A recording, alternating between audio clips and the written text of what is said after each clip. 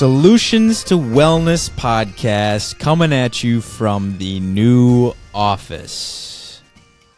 Listen to the last few podcasts, and man, that intro just need to change it up and give it some flair a little bit. So, loving the bagpipes, hope everyone else is, and it's actually kind of a reason why I picked those, because one, they sound cool, uplifting. I don't know, they just gets you in a great mood. Plus, they're actually very difficult cardiovascularly to, if that's a word, to play. It's like a good exercise. So you get the awesome bagpipes, plus it connects with the podcast. Anyways, got to amp it up a little bit, not be so monotone saying good morning on the podcast. So got to work on that, and appreciate everyone tuning in. Anyways, Solutions to Wellness podcast is the ultimate health and wellness podcast. We talk about all things health. What is all things health? That is anything you could think of related to your life, financially, physically, mentally, nutrition, anything really. If you talk about health and wellness, you could connect anything to it, literally anything. So that's what we want to do. We want to bring you our experience, bring you our ideas, and also bring experts to you with this great, valuable information. So interviewing and continually interviewing people is great because it gets the community connected with all of us and all the possibilities and experts in the area that provide great and valuable services. So today we do not have a special guest. I think every podcast with a guest, we've said special guest, so we got to work on that too. But it's Zach and I. Let's go. Getting back to the nitty gritty. It's been a while since Zach and I did just a podcast one-on-one. So Solutions to Wellness, we will see you there because it's going to be a great community event. Police, fire, K9 units doing some awesome things, got keynote speakers, anything health related, all in one place to learn from each other, to build wellness in the community together. Be there. We're going to enjoy it. You're going to enjoy it. It's going to be great. So go to solutionstowellnessexpo.com with the number 2. Sign up now to get free tickets and see the schedule, see the demonstrations, see what we got in store. So I'm going to start the podcast with a little excerpt from a book titled, from a journal entry that I wrote, actually, titled Negative. It's a paradox. How do you be positive with negative people? Their favorite thing to do is talk down others and complain about the things wrong. But this gives them joy. Why? I've become increasingly aggravated from that negative talk. And I tried multiple times to shift the conversation. It's not usually effective. I need to work on my approach. It is a paradox. Negative talk equals joy. I try to be positive, but cannot because I'm so agitated by the negativity. I do not want to be in these atmospheres. I will not. I need to tap into my mind. Why do I despise this? How can I effectively move the conversation in a positive direction? And again, that's the end of it. It's a paradox because I'm essentially complaining about how negative talk and all that stuff is bad. It's just extremely interesting. I used to do it probably more than anybody, is talk negative, talk bad, talk down, complain, all that stuff. But gosh, it is so exhausting to be aware of that and listen to it. Zach, what do you think? I got 2 things. Number 1, positive or negative energy is contagious. Number 2, I have a ton of positive energy today. We're in the new office. I'm super excited. We're recording in a probably about half the size of a college dorm room right now. Our new office. Very grateful for it, though. We just cleaned it today. So a lot of positive energy here. Positive energy is contagious. Negative energy is contagious. We were talking earlier, I think I brought it up, how we were just kind of talking negatively in regards to like some business stuff. And I was like, man, we're talking really negative right now. And we're going back and forth, feeding off one another negatively, right? Yeah. It's crazy because it's something so relatable. Like, negative talk is so extremely relatable to anybody. It's so easy to just people watch, right? And then talk bad about someone walking down the street, and everybody can relate to it then out of nowhere. Why is that? But why can't we flip it to be positive? I think people do, and people can. But it's so would it be weird to just say something positive about someone? I think, yeah. We've done that. Like, I feel like I've heard you say before, like, man, that guy's big, or like, he's got some nice arms. Like, just a genuine compliment. And it honestly, it kind of sounds weird because it's positive. Normally you'd hear like, oh, he's way too big, or anyone over average size is on steroids, obviously. Yeah. That's the first thing you would hear. Yeah. But yeah, I was just going to, it would be weird for me to say, hey, Zach, arms are looking good today, or nice calves, or whatever. Or if a woman said that to me, it would be, oh my gosh, they're flirting. Or if a man would say it to a woman, or a man to a man, and it's always so weird and awkward. Why? You know what I mean? Like, can't you just compliment? Can I compliment a female and just be genuinely nice, not trying to be weird, not trying to flirt, not trying to do anything other than just say, like, great smile, you should know that today.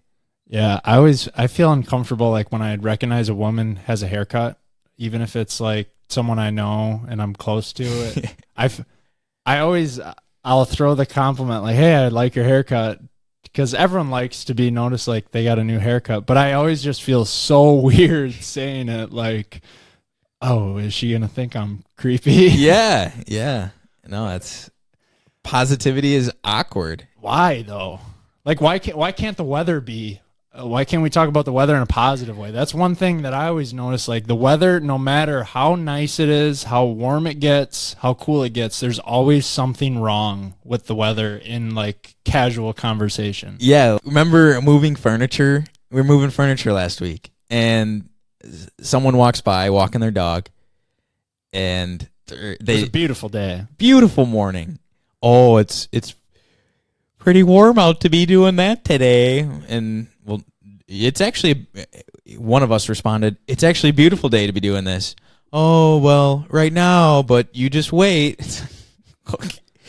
keep walking your dog and quit pooping on my day. You know, it's like, yeah, 100%. It's, and you know, we're as guilty as anyone else. Absolutely. But I feel like it's got to be stuff other people recognize, that like when you're in a circle of negativity, maybe I know some people that don't recognize it, but I feel like there's other people that definitely have to recognize, like, wow, we're being super negative, and this conversation isn't worth having right now just because it's so negative. Yeah, and people have done that to me in groups I've been in and stuff in the past, and at first you're mad. But the only reason you're mad, honestly, is because you know they're right. Mm. When someone calls you out, or calls out the group or whatever. Yeah. You might be like, well, who's this guy? Yeah. So the podcast, solutions to wellness.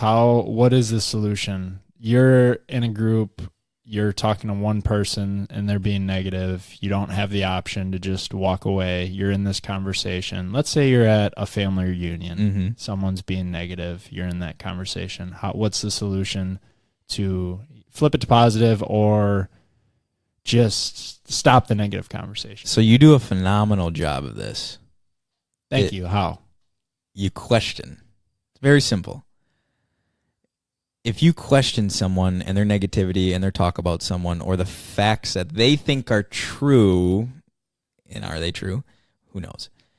If you simply question that, just let's say they're talking bad about, let's take, for example, one I have in reference is kids' obesity. right? Oh, kids don't do anything anymore because they just play video games and blah, blah, blah. They just sit around in the house and yada, yada, yada. I just said, is it the kid's fault? I mean, couldn't a kid eat chicken and broccoli and play video games 24/7 and never gain weight? I mean, look at people with office jobs that work out 3 times a week and are shredded because they eat right and work out and are active, but they sit at a desk all day. It's not like they're continuously breaking rocks into smaller rocks, so you question it?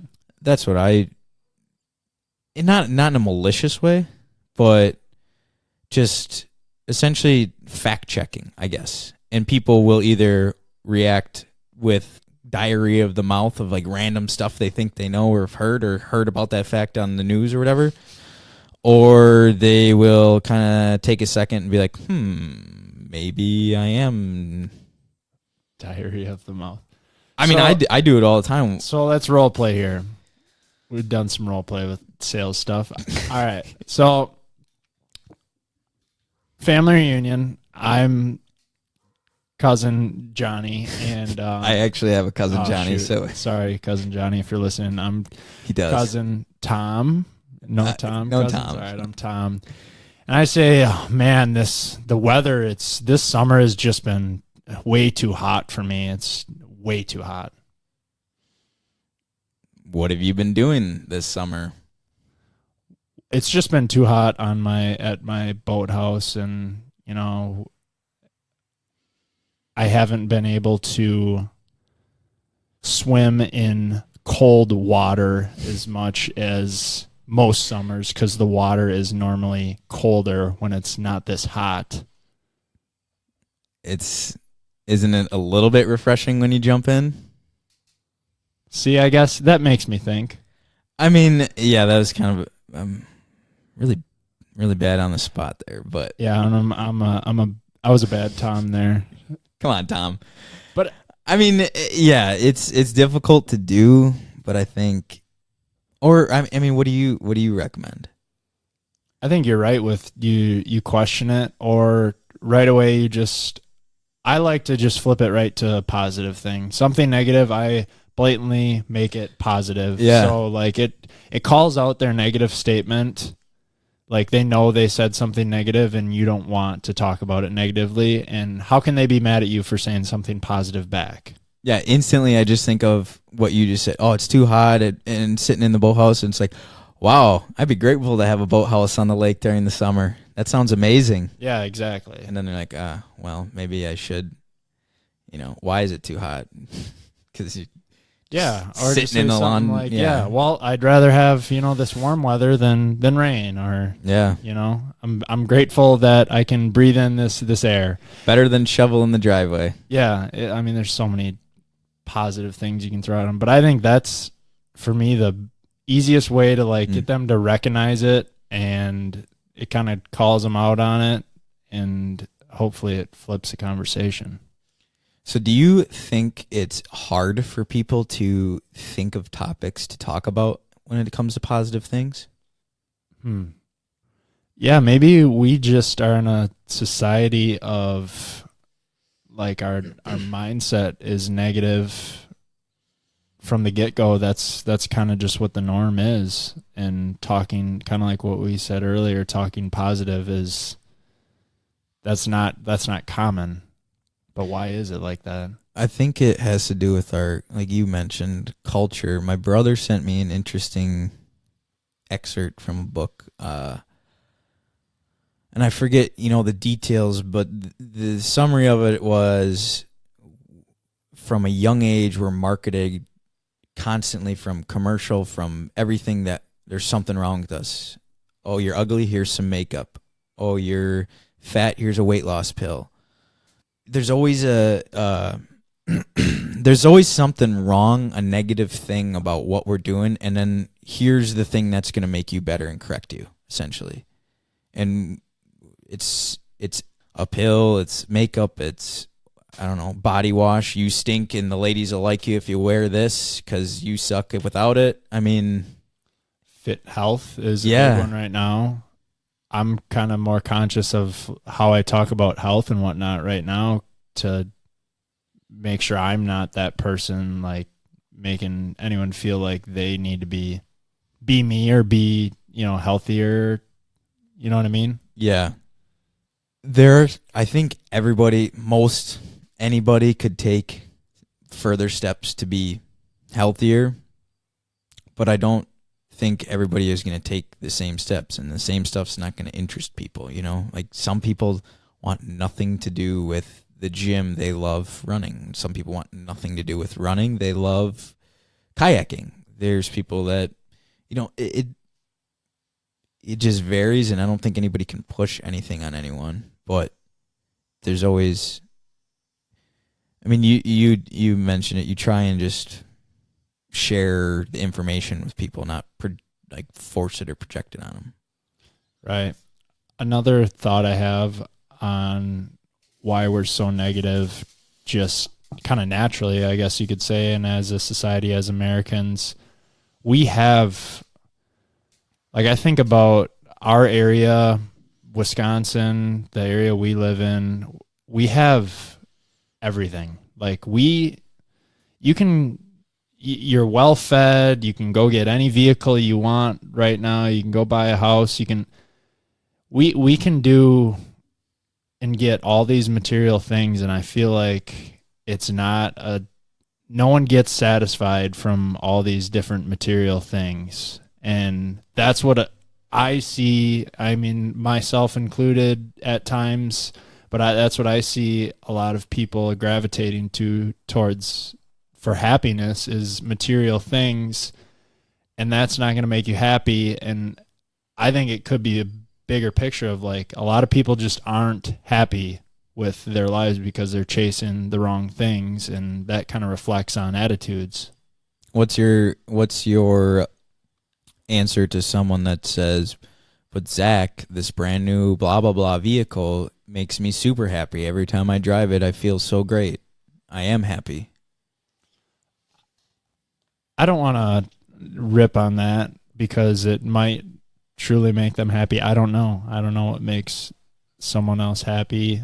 That's just my outside looking in opinion. Me personally, I know that nothing on this earth, no office that we get, no, even business accomplishments, accomplishing things I've done in football, it all, if you base all your happiness on that, it's not, for me, it's not fulfilling. My happiness comes from, something greater. For me, it's God and connecting with people. Those are my two things of happiness. So I can't speak on someone else's happiness, to be honest, but that's just my opinion looking at material things and I guess you could say things of, the world. So when people talk success, what in your mind is a measurement of success? I think I'm trying to figure that out right now. I mean, I really don't have an answer of what success is, and I'm less and less concerned with what success is, because success, I don't know. Success is basically what other people think. I mean, ultimately, when you really think about it, it's not, you can say it's your own personal definition and whatnot, but you're basing that off of other people's opinions is what I think of. So I really lately haven't been thinking about success. I'm truly living in the moment, enjoying every single day, enjoying moving into this office, enjoying building solutions to wellness, enjoying my faith, my time with my wife, my family, with you, with new friends, and just enjoying the process of things and building things, building relationships. That's really where my mindset is right now. And I feel like you're asking me some amazing questions. So I got to reciprocate everything that you just said, or everything that you just asked. What do you think about success? What do you think about kind of the overwhelming, I guess, negativity that we have? I feel like all of those things are what you make of it. you look at what people consider success is, right? Maybe that's nice cars, mansion, in-ground pool in the house, and a water slide, whatever. I mean, like you said, how is that successful? Who decides that that's successful? And then looking at a lot of those people built something, have this quote unquote success, and now they're living less than paycheck to paycheck because their overhead in business is astronomical because they live in a mansion and have 9 cars and have to tell everybody about it. And maybe they don't have to tell everybody about it, but they have all those material things, and you're just holding yourself back now. So what is it? Are you success? Are you succeeding because you have all those things now? Because you have a mansion, because you have cars and maybe whatever, or even just a super nice house and, you know, all this stuff. And you could make, you know, $1 million a year. Is that success? Because now you're holding yourself back with all those payments, with all that debt. I don't know, because I'm not there and I don't plan to be there. But I don't see that as success. I don't know, like you, I don't know what's immeasurable? What is truly immeasurable? What's a truly tangible thing that people succeed? So that is what I would say 95% of people consider success. I would say like the mansion, cars, having nice things, having a lot of money is what majority of people consider success. Look at when we go to the Boys and Girls Club, how many kids, like when we introduce ourselves, Marine Corps, former pro football player, they ask, they ask me, are you rich? Yeah. Like, no, I went into a mini camp. But they ask if I'm rich, if I'm famous. That's where do they get that from? They get that from their parents, and their parents watch ESPN. Like this is what success is. And I don't know, do you agree? I mean, that's what majority of people think success is money and things. Yeah, and I guess if you are successful and you want those things and you can have them, and it still works for you and your family and your life and everything, I mean, I'm not against that whatsoever. Like if one day I'm whatever, monetarily advanced in society, and I decide that at that point in my life I would like a big house out in the Rockies somewhere, maybe I want that and I can have that. I guess I don't have anything negative about that, but I don't know if our perception of success is the correct one to be projecting, especially like you mentioned, to the youth and to the next generation, to kids. You know, because, you know, look at Instagram, whatever, social media, that stuff from those people that are, you know, living in that lifestyle, that most of that didn't happen in a year or two. It's like 30 years, 40 years. But let's say, you know, you become monetarily successful and you get your house in the Rockies, but your motive the entire time, your definition of success is just kind of maxing out the best version of you, as they say. I hate saying that, but whatever. Let's just say your version of success isn't money-based, but you have the money, you're going to treat yourself to those things. You know that that's not your version of success. The majority of people who see you and know you that don't have that, and they see that as that's what successful is. I think my point being is they see that that's what success is. They start chasing it on their own level. Mm. So, you know, they have limited amount of funds. So what do? You know, they finance, get a nice thing, a nice toy, a nice this, that, and it lets them down. So that's like my first basis thought of like why we're so negative. I really think like so many people are unhappy because of that concept of chasing quote unquote success, and it's letting them down. So we as majority blue collar Americans walk around not happy because I think of that. That is kind of my summary. That is a phenomenal summary. I think it goes back to what we've said multiple times, being more aware of like that person that has those things. They're probably in that point in their life because they did have trying, difficult times. You know, they took risks. They didn't want to be living paycheck to paycheck, or they wanted more. They wanted that best version of themselves or challenge, whatever you might pin it as. But I think we forget that.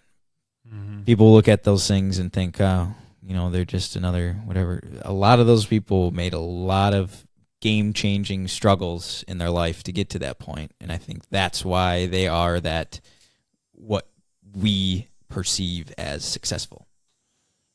Do you think that everyone has has been created like for a purpose? Like everyone has something great inside of them. Like they were designed to do something positive on this earth? I don't know if everybody has a singular purpose. A lot of people say, I'm passionate about this, that's my purpose.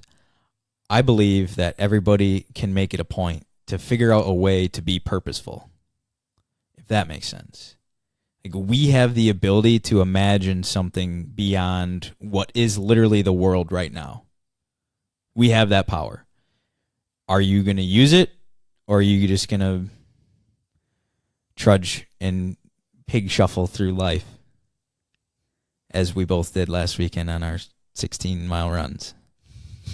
You know, so I don't really believe, you know, people are passionate about stuff, that's great.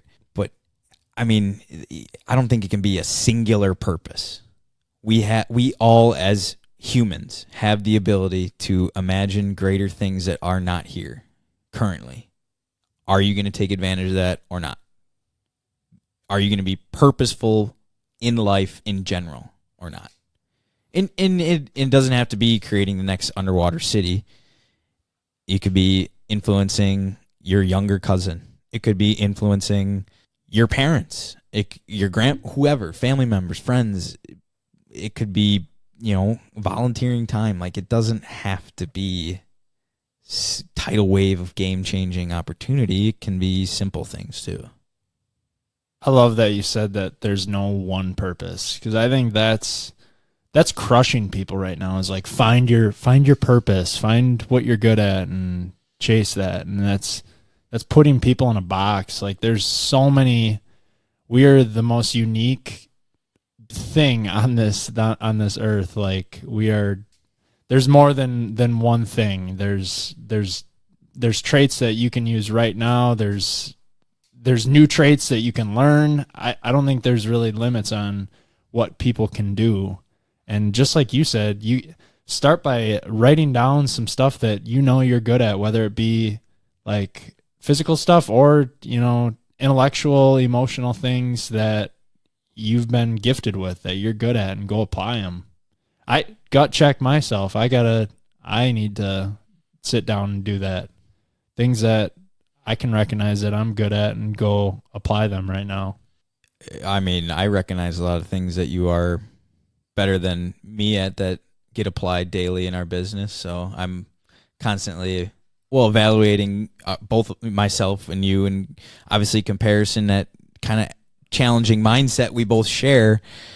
So, I mean, I definitely see you kind of cognizant, aware of those things, and I reflect on them and like, I got to do that. That's a great point. Circling back to the beginning conversation of why can't you call out those things that I'm good at? You know what I mean? And you have before. I'm not saying you don't, but like that should be a normal everyday thing. Absolutely. Hey, you know what, Chad? You're really good at keeping your composure in public, and you know the way you hold yourself and carry yourself is really good.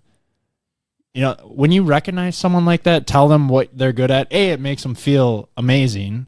B, it's you just being honest. It's going to make you feel better too about you telling someone that. And who knows, like, what it could do to someone's day. Just recognizing someone for what they're doing good. I think the number one thing people want more than money is recognition. Yes. Yeah, we all just want to be recognized, loved for what we do and who we are. And unfortunately, I think money comes right after that, which is a necessary thing, and I don't think it's a bad thing, but if you spend your life expecting to get it instead of earn it, it is definitely a bad thing. Mm-hmm. Anyways, what do you think the most important piece of all of this quote unquote success is? What is the most important thing that you need as an individual? This is going to be great because I'm going to bounce this right back to you, and we're going to have two very different answers. My most important piece is I believe that God created every single one of us, past, present, and future, for, I don't want to say a purpose, but with tons of different gifts and things that we can offer to the world. Success is going out and maximizing that and glorifying Him, because He loved you enough to create you with these different things, and He wants you to glorify Him. So that's my true definition of success. I guess I kind of avoided it earlier saying that, but that's really what I believe. Do I live it every single day? Heck no. Like, I got to constantly remind myself of that's my core belief in what I view myself as, how I view myself as, pursuing the path of success. So I'd love to hear your answer. So just to, whatever that word is, clarify. Yeah. The question was, what is the driving factor behind success? Your answer is belief. That power of belief for you. Yeah. Driving factor would be belief in faith in that. I would say my answer to that would be accountability. And people think accountability, like make a goal list and check each one off and whatever. Think about it this way. When we were moving across North America into crazy unknowns, and you had to literally build a house to survive, who's holding you accountable? Probably no one, but you wanted to live, so you're accountable for your own life. Or let's say you have a wife and kids. They're holding you accountable, not saying, Zach, go build a log cabin. Or maybe they are, Zach, little Carrie is freezing and she's numb and whatever, go build a log cabin so we can have a 40-degree house in the winter. Accountability was what drove that for life, for family, for friends.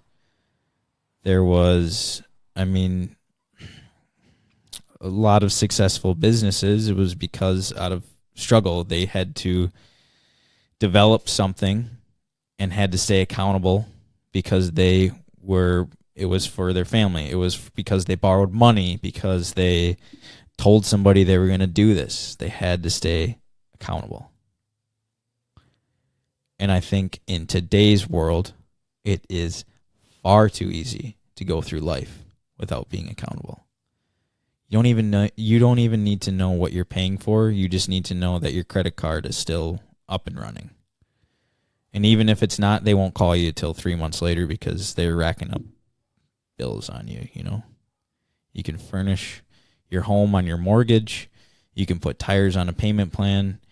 The cell phone in your pocket probably isn't paid for. There is no reason to be accountable. Therefore, there is no reason to have higher than normal expectations in life, and you can just do what you want to do and get whatever you want out of it at some level, and then just stay there and do that, and I guess go back to that negative talk of why successful people are successful or something. So, to me, extremely, I had you do it the other day for a situation that I told you I needed to get done. And I said, I'm literally writing this on the board because I want you to ask me about it tomorrow.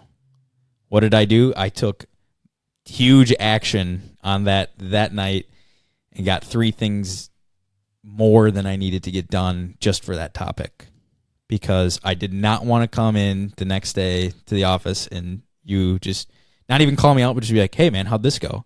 And then I'll have to be like, well, yeah, it didn't go. That fires me up. I'm jacked up right now on that. But I want to build off that. Your answer ties into what I'm saying. It's not, and I want to add to what I'm saying because your answer gave me a thought. It's not just faith in, that God created all of us to do good things. It's being accountable to maximizing those good things. We have free will. We have a choice to get out of bed and pursue those strengths that we have, or we can not pursue those things and take the wide and easy route. The straight and narrow path is hard, and it takes accountability to follow that path. So I want to go back to my answer there and add accountability, because that's 100%.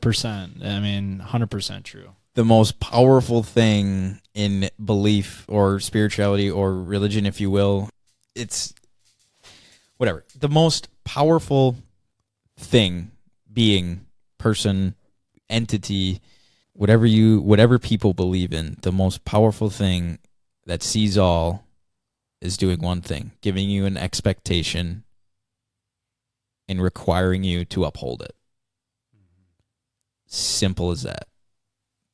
Right? Why do we not do that for each other? Daily, constantly, continuously. So should we start an accountability group? I think we should. Why? I would love it. I cherish our friendship and partnership because we constantly hold each other accountable. Otherwise, I would be falling off. You have to surround yourself with people. Otherwise, it's so easy to stray away. And if you're hanging out with people that are doing bad things, you're going to do bad things. It's not even, I agree with that, but I will say it's not even that they're not doing bad things. It's the fact that they might be doing good things, but also those people are going to say, when you don't do something, Zach, it's okay. You're young. You got time. Zach, you did it for a day or two. How many times do we hear that? It's all the time. We hear, it's okay. Someone needs to literally say, you said you were going to do this. Again, it goes back to questioning them. Zach, you said you were going to run 6 miles yesterday. That's all I have to say. And then you're like, damn, yeah, well, now I really want to do that. Like you said before, like I committed. Exhausting all options when we're trying to find the key that fits into the deadbolt. Yeah, that's why we, sign up for the marathon. That's an accountability thing. It's easy to say, I'm going to start running, but it's definitely more difficult to get out and do it consistently. But when you have a date on the calendar that I dropped $100 on, and I got to show up regardless of how many miles I ran, and I have to run 26 miles, 26.2 as the sticker on the vehicle says. That's an accountability check right there. Putting something on the calendar to say, this is what I'm going to do. Have to show up. If let's play this scenario. If I said, Zach, you have to sell briefcases, right? You're a briefcase salesman. You're a canoe salesman. You now sell canoes. Hot commodity, right? You have to sell 37 canoes by the end of the week. Otherwise, you have to run a marathon. How intense would your canoe marketing campaign, research, and sales approach be? Like, you literally there is no if, and, or buts. You have to run this marathon.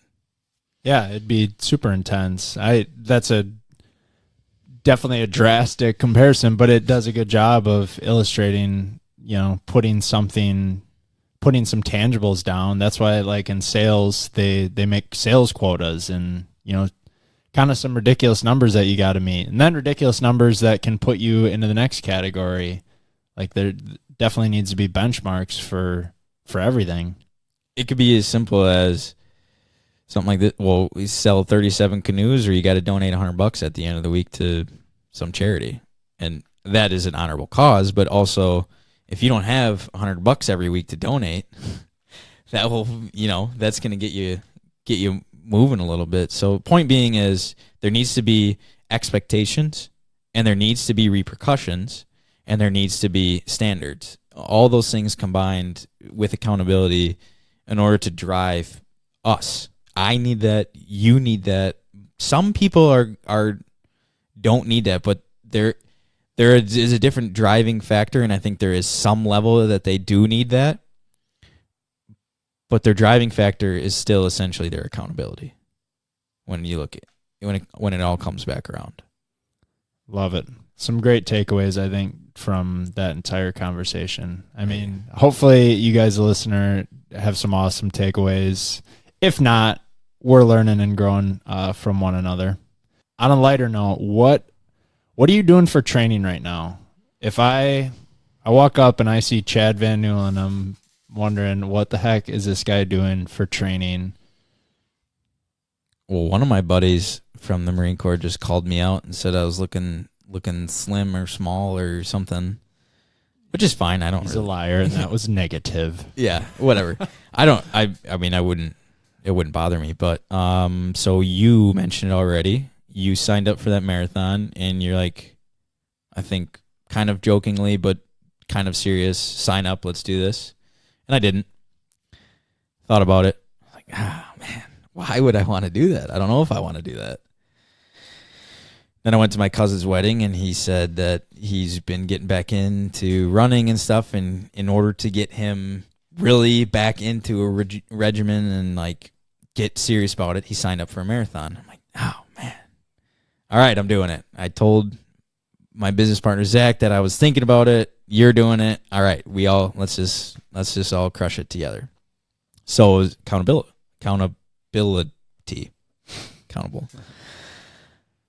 And so yeah, training for a marathon. It's interesting. I've done a lot of physical stuff over the years. I've never put on a pair of shoes and a pair of shorts and ran 26 miles straight though. Put on some heavy stuff and ran for quite a few miles. Done a lot of physically demanding things that were not fun. So this is a new kind of physical ouch and a mental ouch. So currently, I don't really have a structured plan, I guess. I like to get a certain amount of miles in every week. Mondays are now my Mission Mondays is the name I'm going with. But that is start off the week with a 3.5 mile or country block. It's like right around 3.5 miles, just all out as fast as I can. Just, I'm on a mission that day for 3.5 miles, just literally as fast as I can, and it is rough. Like 15 minutes? Yeah. It would be setting world records. And then midweek. What are you running that in? That last one was like 23:15 and 23:30, right around so there. Just under 8 minute? Yeah, I think so. Or around 8 minute? Yeah. So like 3.5 and like 23 some minutes. So decent. Can do better for sure. Always. All right, so that's Monday. Yep. And then midweek, so like Wednesday or Thursday or whatever week is. I don't even know. Who knows what a week is. A couple days later, I like to do a longer, like 6 to 8 miler. So this week I did, it's like 6.5. If you just do the block again, plus another block, and then come back in. Anyways, that one was interval, like we talked about. So the first 1.5 miles, just pole to pole, all out as hard as I can go, sprint, and then slow jog, sprint, slow jog, which is about 75 meters, I believe, is what pole to pole is, something around there.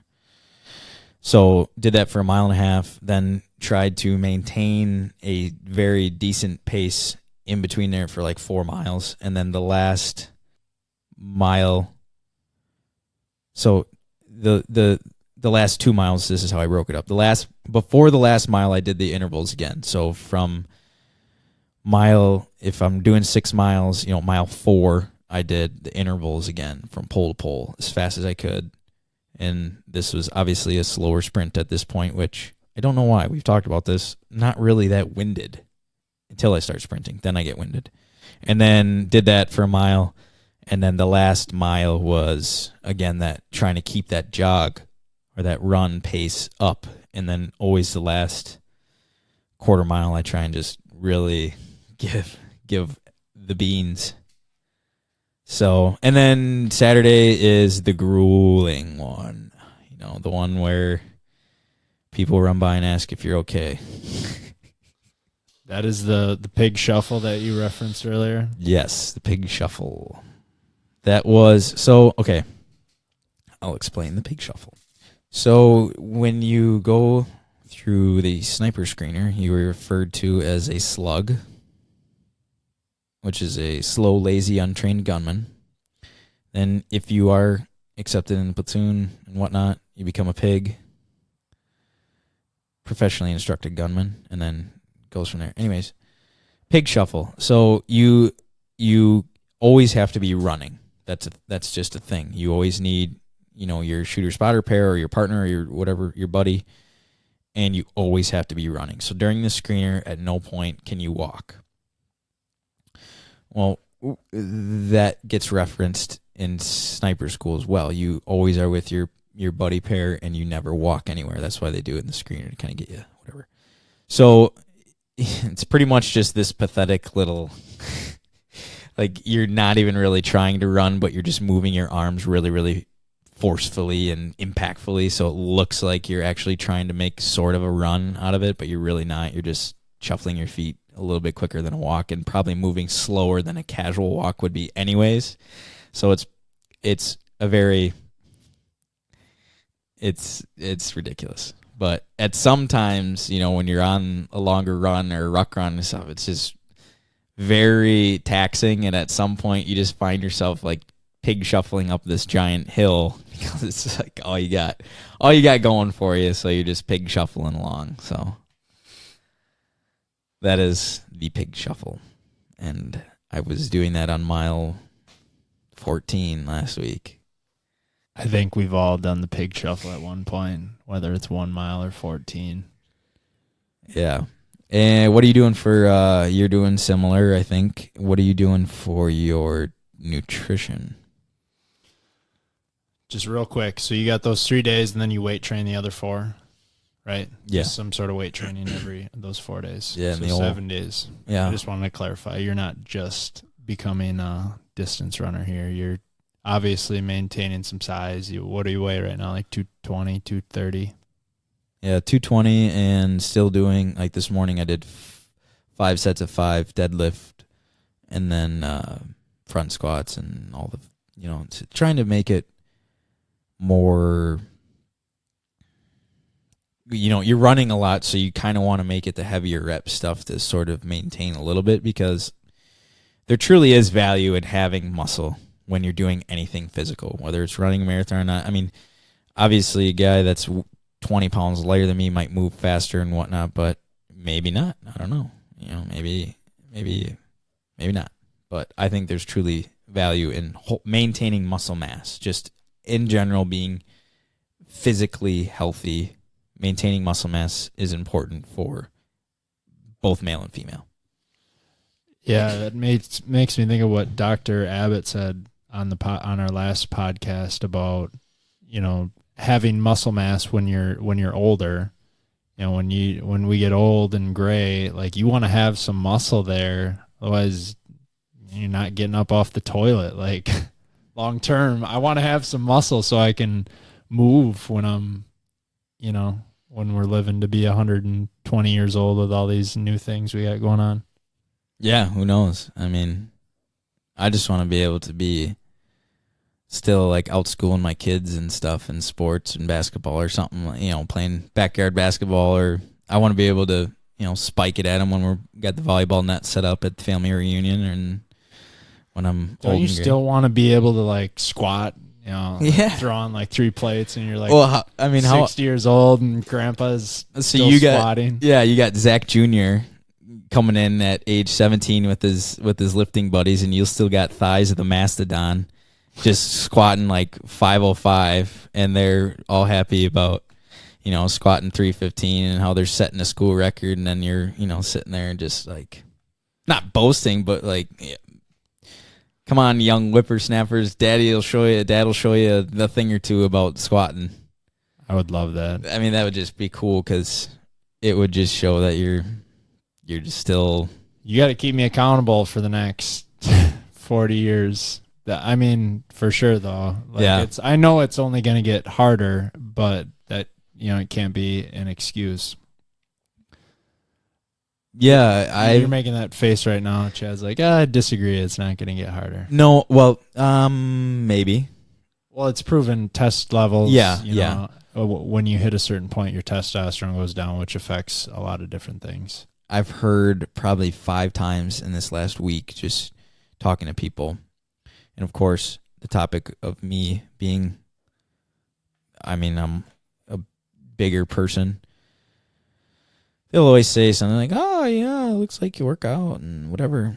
No, I tried it once. It wasn't really for me, and they laugh, and we laugh, and it's a good day. And then they say, "Yeah, I quit doing this because of that and this thing." And my answer is always, it's never too late to start again. You're never too old to go on a walk or a run. Maybe, I guess. Potentially, you could be. But I mean, if you are physically able to move on your own, there is no time. There is no time cap. There is no end. There is no you're done. Like, you can somehow, some way still exercise, in my opinion. Agreed. I hope we just don't get punched in the face with that at like age 50 and can't walk, and we're eating our words here. Well, then we'll record a new podcast and say we were wrong 50 years ago. No, And maybe we're just I hot-headed agree with you. 26-year-olds, but No, I agree with you 100%. so on the topic of you training, what are you eating? I'm waking up, eating or training right away after I read, fasted. I have a lot of water in the morning. I've been having a glass of salt water before I go to the gym, and it's been amazing. Like, get a nice pump on my weight days. I feel full on my runs. Come home, and it's a fruit bowl with some vegan protein that I just got. First ever tub of vegan protein. And then I'll have like a midday snack, banana, and then lunch, dinner's typically the same thing, roughly 12 to 16 ounces of meat, carb source of sweet potato, or a bunch of vegetables, and then a fat, avocado, or nuts. I try to keep it simple. For about 30 seconds there, all your football buddies were just like, "Oh no, Zach's a vegan now." Yeah, definitely. No. I used to eat about 9 scoops of whey protein a day in college. I mean, there's time for that. Okay, so I want to point out one thing, salt water you mentioned. Huge. Yeah, but what kind of salt? Sea salt. Okay. Like Sea salt fresh or, ground. Himalayan. Yeah. So that's a big thing. People, I know for sure, argue about salt and whatever stuff. If you are using table salt, like idolized salt, not good. Bad. Yeah. Bad juju there. Also, if my diet nutrition consists of a lot of processed foods, salt is not something I should be consuming outside of what I'm eating. If I go to Quick Trip all the time, If I'm eating everything out of a package that's pre-made with preservatives, I don't need more. I don't need excess salt. Neither of us really do that, though. We are pretty much make our own food from the basic stuff. And it's nothing crazy. It's literally chicken with some salt and pepper and whatever. It's just not packaged, right? Or not something conglomerated together in a pre-package and whatever. You get the point. Basic stuff. If you try this and try that pink salt, that nice fresh ground sea salt in your water, I definitely recommend it because it's going to help you be more cognitively aware. It's going to help with utilizing your muscles, fatigue and cramping and just activation in general. It will help. But again, do not pair it with a heavily preservative-based diet, and don't do it with table salt. So, fasting, how has that been affecting you in your training as far as holding muscle mass and just feeling either energized or not energized?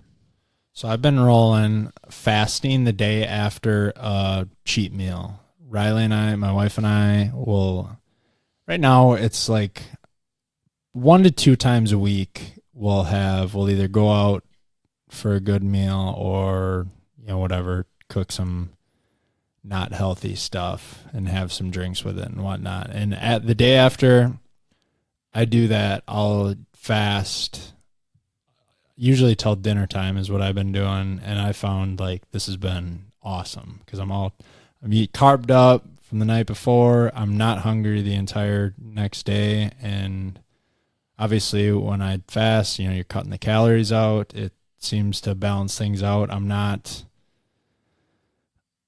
I'm still getting stronger. It's what's worked for me. It's not really, I wouldn't call it conventional. So that's what I've been doing with the fasting. Have you fasted on your longer runs? Like just run straight through without eating or anything? Last week when you ran 16 miles, was it? Yeah. Did you run that fasted? No, I stopped and had bananas during. But you started fasted? Started fasted. Okay. All my runs are fasted. Okay.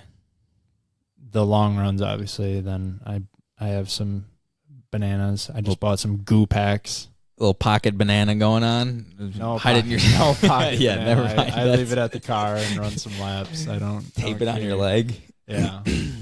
But I feel really good right now eating a ton of fruit in the morning and then having a lot of veggies and meat. And then I've been sleeping for sure 7 hours every night, 7 to 8 hours. That's been a game changer. And it's been fun to like figure out there's so many elements to maximizing our body, which in turn maximizes, what we talked about today, the gifts that we've been given. It's been fun to like see that work. Yeah, I mean, it's so unbelievably true. Do you do you record these things? Yes. Okay. So like when you train fasted versus unfasted or eating a lot more fruit than not fruit and whatever we all just discussed, you somehow do you write it down or picture something? Yeah, so I've been recording my training since I started playing pro football, so 3 years, and recently recording my sleep every single night. I write what time I get up, how many hours of sleep I had, and then I usually do an update of what I'm eating, and that's like I would say a month. Like right now I've been doing the same thing, so there's no need to update it. So that brings up a good point that I was thinking about the other day. Because I'm kind of on and off with it, right? I'm sometimes recording it. A lot of times my recording kind of comes with like the journaling the next day or that day or whatever. It kind of gets mentioned in there. So that's kind of my recording process. But again, not as structured as yours. But I was thinking about it because I need to be accountable and do that more. But if you're not doing that, especially for if you're working out or have a physical goal you'd like to achieve, and really anything, but let's pertain it to working out. If you are not recording it, you're not training. You're wiggling around. You're jumping around doing stuff, even if you are lifting heavy and stuff like that or whatever, you're progressing.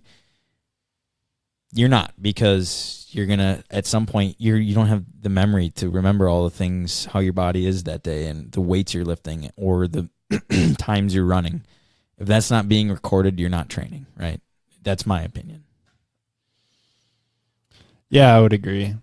I think it definitely takes things to a whole nother level when you're writing down your entire workout, sets, reps, and then if you go above and beyond, journaling how you felt, how much you slept, eating, like that's what takes things to another level.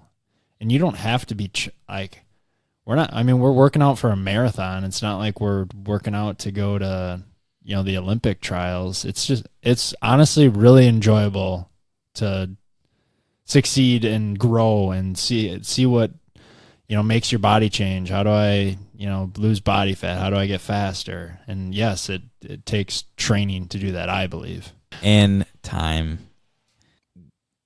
Okay, so same topic, same idea, different topic, I guess.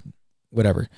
So take it from recording your workouts now to you connecting with people. Because you said that was one of the things in the beginning of the podcast, connecting with people was extremely important to you. So now take it to another aspect of, do you record your interactions with others? Yes, I actually just started doing this. You might think it's weird. People might think it's weird. Whatever. I'll lay it out there. So I just put up on my board, I got my mission up there. It's love God, love people. And then I got people above me that are kind of my mentors. I got a list of people that I've sought out personally, and I didn't ask them to be mentors, but they ended up becoming mentors. They're pouring into my life on some certain topics. I have people within my circle that are growing with me, kind of at or around my level, such as you.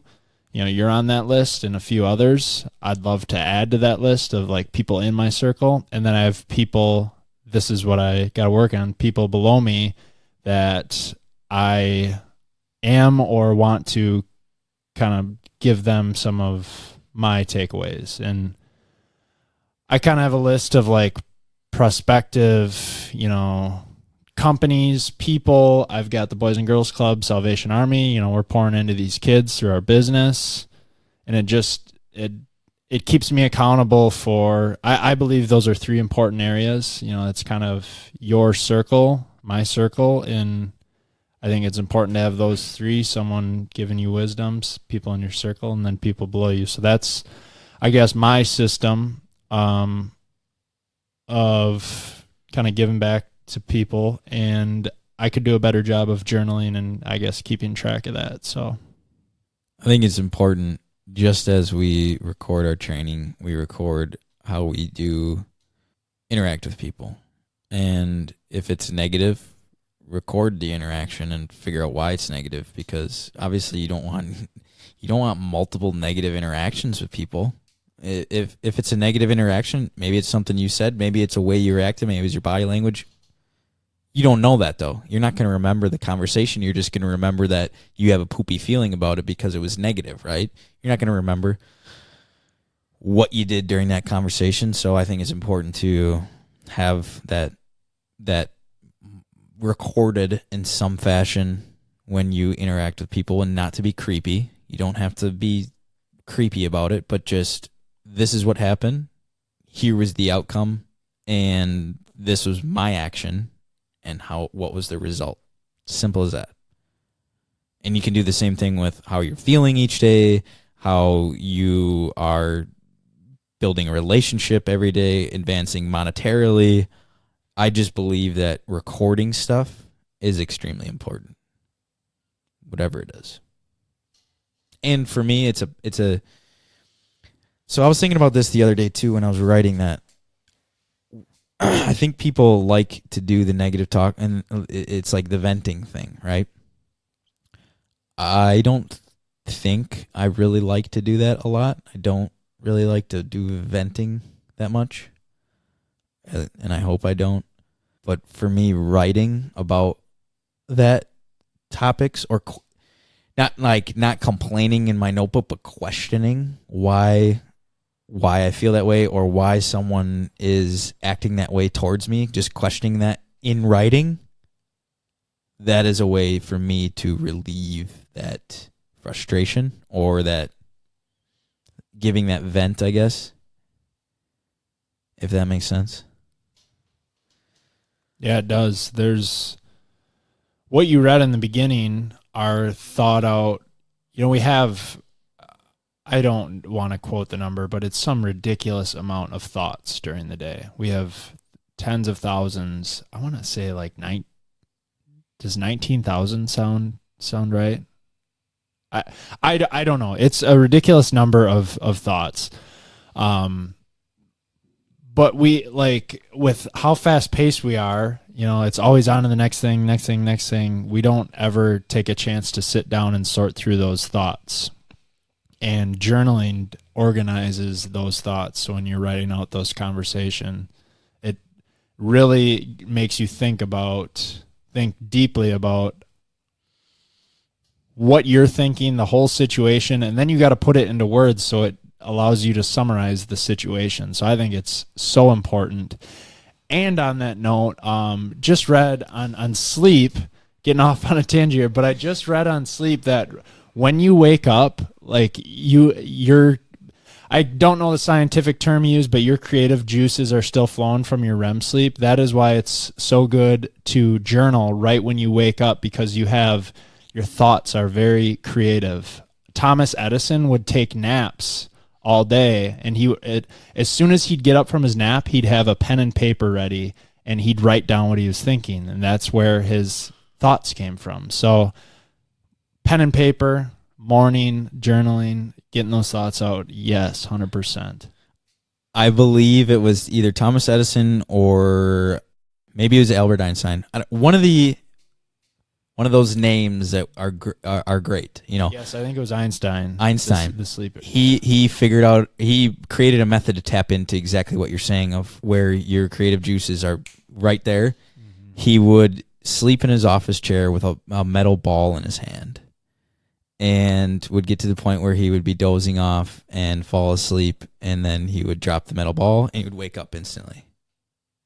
You know what I mean? So it's like, you go drop it and you wake up. Yes, yeah, that I said that wrong. It was Einstein that would take the naps. Okay. Yeah, he was the king of creating creative thoughts and how he could. So yeah, he would do that and like force himself to take like little quick naps and then journal right after them, which is insanity and awesome. And I think I'm gonna try that. I don't know. Because definitely keep journaling when you wake up. But why do you think people don't? Why do you think people do not journal? Dude, if 26 right now, if 22-year-old Zach would be listening to this podcast, I would probably think he is stupid and think, like, why would I journal? Why would I, do a lot of things you're talking about? I never journaled. I'd keep track of my training because I was obsessed with football, but never journaled. I didn't eat clean. I didn't talk about positivity and negativity. So I don't know where the switch is flipped. Maybe it's a podcast, hearing someone talking about it, but I don't know the why behind it. I think it's kind of just society in general. No one's talking about journaling in the morning and being positive. Well, I think journaling gets, like we mentioned, like a lot of things, gets a negative connotation, because I think journaling of like in the third grade when Kelly's talking about how she likes Billy and how cute his hair looks today and stuff like that. That's journaling. That's what you think of, right? Yeah. So maybe there's a different word to it that we can make it sound not as Kelly related to Billy-esque, maybe. Journaling, yeah. I don't know. Like, I think too, like scribing. like everyone's schedule is wait to the last minute to get up. Absolutely. Whereas you got like, it comes down to like cultivating a schedule that includes, that journal time, includes working out. So you got to be to work at 8, you're up at 5 to get in, your other things. Yeah, and I agree with that. That's another thing that just really, it's not a difficult concept. Don't watch TV all night. Get up in the morning 2 hours early to do what you need to do. I truly value getting up early and having 3 hours to do something before 7 a.m. Positive though. How can it be changed? Like, what is the solution to, like, that is the norm, exactly what you said.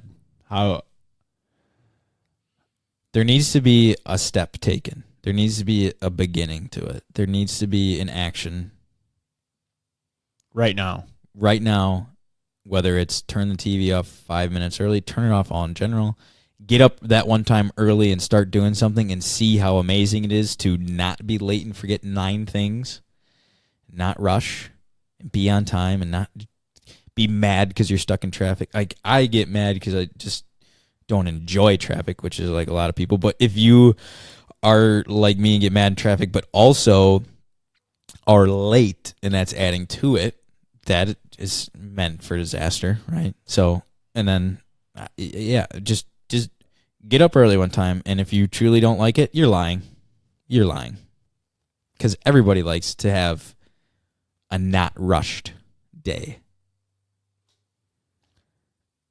to close on this topic, closing thoughts, what do you need to be accountable to right now? We talk about stuff that we're doing right now that we'd like other people to do. What do you need to improve on personally and need accountability for? Running. So constant accountability for that, which I'm doing fairly decent. But I need that reminder. Business, because I really don't. I enjoy the process. I enjoy the creation. I enjoy building something.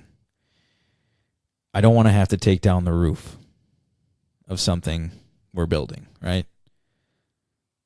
So whether that's you, whether that's talking to my dad, my uncles, whoever's in my life, and I tell them this is what our goal is, this is what we're doing this week, I guess, am telling you or them, expecting to report back to them with, we added another level. We didn't have to take off the roof. And then just being, I would say the last one is, it's not like you're holding me accountable specifically for it, but the fact that you and I work together and are conscious of what we're doing and aware constantly, it holds me accountable to be more aware of what I'm doing and to be accountable to improve on those things where I know I am not good at. So sometimes I just need to shut up and listen, much like a lot of people. You unpurposefully hold me accountable to that because I see you do that, and then, it just reciprocates. So that's another thing, is just personal improvement, and it's really just by being around someone else that you seek out that collaboration with. Roger that. How about you? What do you need accountability for? Not eating like a moose when some cake gets put out or brownies, and I'm terrible in like the all you can eat scenes, the parties, the cookouts and whatnot. I'm really undisciplined in eating a lot of chips and whatnot. And I enjoy having like just a whatever cheat meal, eating some Doritos, some sweets and whatnot. I know those things aren't good for you, but I really struggle with like overeating. So I need some accountability in that. I don't know how, but I need to be more disciplined in that. And then number 2, honestly, just like loving people more and being, I mean, that comes with what we talked about earlier, just being more positive with people, not, you know, you give the example of breaking down scenarios in your journal. That would be helpful for me. But in the situation, just being positive with them and not thinking negative thoughts, and then kind of sort out those thoughts in the journal later. But that's number 2, is just, regardless who I'm talking to, killing them with kindness, being positive, and even if there's negativity, just learning from it in a positive way, using every situation as a positive. But ultimately, you could summarize that as just loving people. You gut checking me. Hey, you've been loving on people? I know that's not a question Chad would typically ask, but you asked what I need to be accountable for, and that's what I need. All right. Good show today. That was interesting. Yeah, I think there's a lot of great takeaways like that I took from you. Hopefully you took from me, and the listeners can take from us. But we really enjoy doing this podcast. It's been an amazing day. We're sitting here in our new office in Appleton. It's an exciting day. I think I should put this one out on Monday to correlate with the Mission Monday, or Monday Mission, or whatever we want to call it. Yeah, a little bonus episode from the new office. Yeah, do one every once in a while, just you and I. Yeah, I really enjoy sitting down and talking through these topics. Yeah, I would imagine there's somebody that agrees, and I hope there is. So, or got value from the topic. So, yeah, if you think Iron Lion should do some accountability meetings, let us know. We're gonna look into that. Well, Zach and I do that already with each other, but it might be cool to have a team. Yeah. So, and really, to sum up it all, accountability starts with everything. If you want to get in shape, you got to be accountable before you even go to the gym, that you're going to be accountable on your nutrition and your workout plan. You can't get a personal trainer and work out with a personal trainer once a week and expect results. If you want to grow a business, you have to set the accountability up front, because you jump into a business, even if you have a lender and all this stuff and the funding, and you lose it all because you have not set the structure for accountability. So accountability is key in whatever facet in your mind is success. So give us a hopeful 5-star review, and Give us a 5-star. Give us a 5-star absolutes. Review. It's one thing I learned from you, Chad. Yeah, speaking absolutes. Hold me accountable for the stuff. We know you guys enjoyed the podcast. Give us a 5-star. And go to solutions2wellnessexpo.com. Solutions with the number 2 wellnessexpo.com. You can check out the podcast, look at some cool videos, see what's going on as we continue the growth of this amazing event. And we want you there. We want you to come hang out with us. So let us know if you want to join us on our accountability meeting. And also let us know if you'd like to hear any specific topics and who we should reach out to get on the podcast. Because I don't think, I can't guarantee we could get like Joe Rogan on here, but I guarantee you we'd call him. 100% we would. 9 times. Yeah. I mean, if there's someone that you find would be interesting, preferably in the local area, because that would be a bigger possibility, we'll reach out to him, get him on here. With that, have a great rest of your day, and go crush it.